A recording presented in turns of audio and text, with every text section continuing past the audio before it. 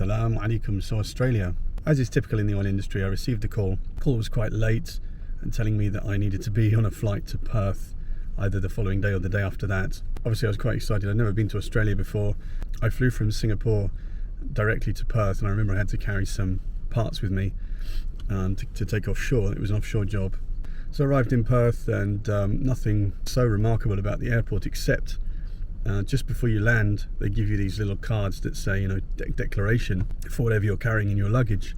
Must have been back in 1997, and I looked at this form and it said any kind of foodstuffs, you have to declare it on this form. In Singapore I'd bought some Cadbury's chocolate.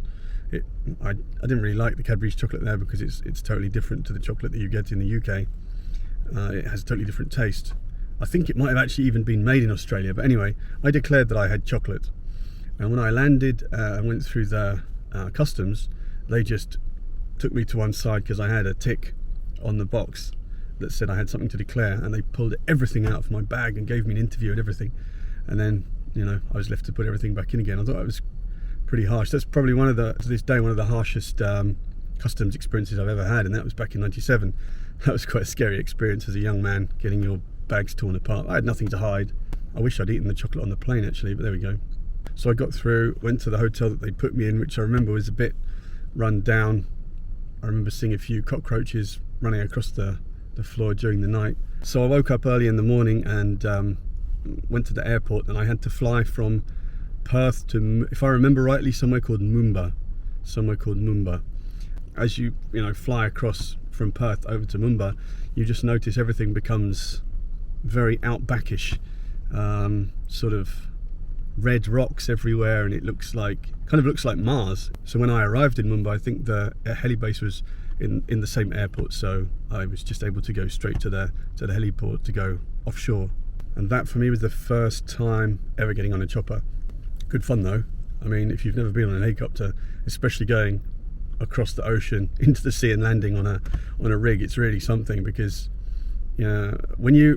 I remember when I was in Holland, when I saw the rig in Holland from the boat, it was absolutely huge, because you're down in at the level of the sea, and the rig just looks like this huge kind of like something out of a Transformers movie. It's just, you step out of the back of the boat and you see this enormous structure, just water coming off, and it looks like it's in slow motion. It's huge. But when you fly in from a helicopter from the vastness of the ocean, and then somebody says, "Oh, there it is," and you go, where, and all you can see is like water everywhere as far as the eye can see, and a little tiny dot, and that little tiny dot gets bigger and bigger and bigger and bigger, and eventually the helicopter, it's difficult to explain, but what kind of happens is, as the helicopter comes in and has to slow down, it kind of starts vibrating a little bit more, like, and you kind of feel the vibration as you're sitting in the helicopter as it tries to maneuver in above the helipad. And you still think, when you're looking down, you're thinking, how is he going to land on that? That's not big enough to land on. The first time is quite nerve-wracking. Anyway, down they go and land on it, and you're going to get out of the chopper holding your head down, and in you go, get your safety orientation. The Australian people have a much more relaxed attitude than the British people. They're more chilled out, if you want, for want of a better phrase. A little bit more socially outgoing, perhaps. That's what I noticed anyway when I was on the rig. Everyone was very happy to help, and bubbly and happy all the time. Offshore rigs in the UK, especially North Sea, people don't seem to be very happy at all, any of the time. Let me know if you've had a different experience offshore to mine. Obviously, once the job is finished, for those people that have never been offshore, choppers aren't just coming whenever you want them. There's a fixed schedule, and they come when they're scheduled to come. So you can finish the job, and maybe a chopper won't be coming till the next day, or the next 2 days, or even a week, or something like that.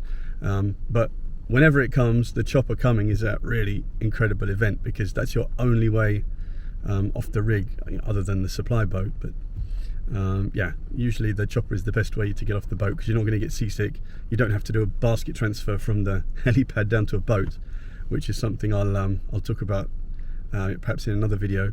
When you're in the radio room, the chopper's there, the rotors are going, and it's waiting for you. Then you kind of all file into the chopper, sit down, lock yourselves in, the chopper takes off, and you just see the rig becoming this kind of huge mechanical thing turning into a little dot again, and then you're like, I'm on the way back to land. You know, it's the finality of getting off a rig once the job is finished is something incredible.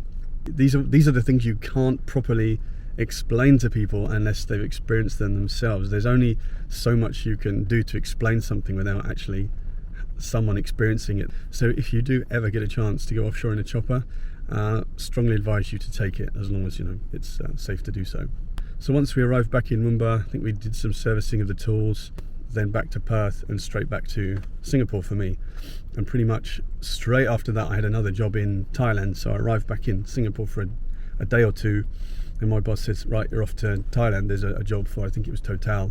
And I can't remember if I flew directly to Bangkok or to Hat Yai. If I'm saying that correctly, apologies to any Thai people that are watching this. My destination was Hat Yai, and then I had to drive to somewhere called Songkhla. Songkhla is a very nice kind of beach town. You can tell it's been affected by the oil industry, but yeah, it's very nice and quiet. The beaches were very, very clean, and it was really quiet, I remember that. And I waited there a few days before they took us offshore in the chopper. Similar experience to Australia. They call you when they need you, then they arrange the chopper for you. You just have to go and show up at the heli base at the right time, and then they take you onto the rig. So for us it was borehole seismic. Our job was always at the end of the logging of the logging company. So I think on those rigs it was Halliburton. So Halliburton would do all the logging, and the logging typically takes anywhere from 1 day to 5 days, you know, depending on what they're doing. They'll run these tools into the hole and they'll pull out the hole, and if they have problems while they're running the tools, the company man or the company might decide to run what they call a wiper trip, where they put all of the drill string back in again, they circulate with drilling mud to clean the hole, pull out again. They might have problems while they're doing that wiper trip, so they might have to do some kind of mud stabilization or some other techniques that they use. So it can take anywhere from 1 day to 5 days, so you never know whether you're going to get onto the rig and do the job straight away, or you're going to be, hurry up and wait. Can't remember, to be honest, on that occasion, because I went offshore into that rig several times with a very, very, very good engineer, competent engineer. His name was Heng. Extremely experienced guy. Very good to be with these experienced people, because nothing bothers them. They've seen everything before.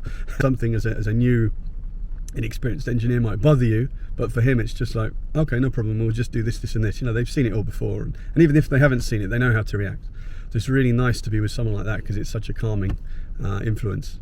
So when you do a seismic job on a rig as a third-party contractor, you actually have a couple of your own containers that you have to put onto the rig. So once you arrive on the rig, you want to make sure you have your containers there. Where are they? Are they connected to power? Is everything working? Has anything got broken on the way?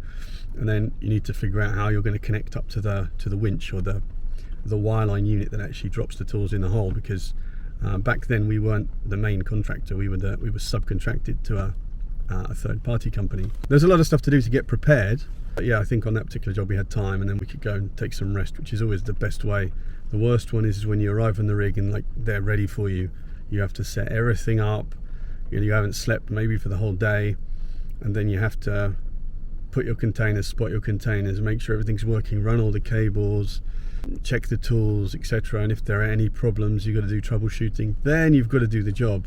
That's happened a number of times, but I think on this particular occasion, it was quite a stress-free job, especially because Heng was there.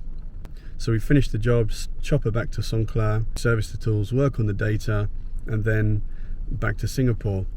Now, before I went to Jakarta, there's one more place that I wanted to mention to you, which was a quick trip I did to China. So in the next video, inshallah, I'm going to speak about that one, and then straight on to my experience that I had in Jakarta or in Indonesia. Hope these are adding value. I'm really trying to document some of the things I did.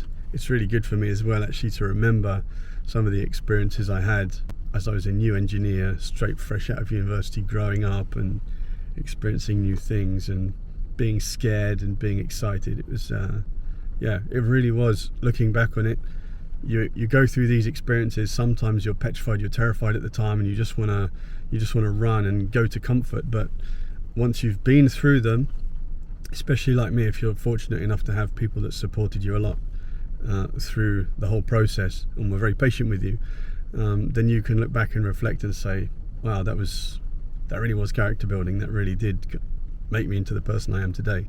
So again, hope that was useful. See you on the next one, inshallah.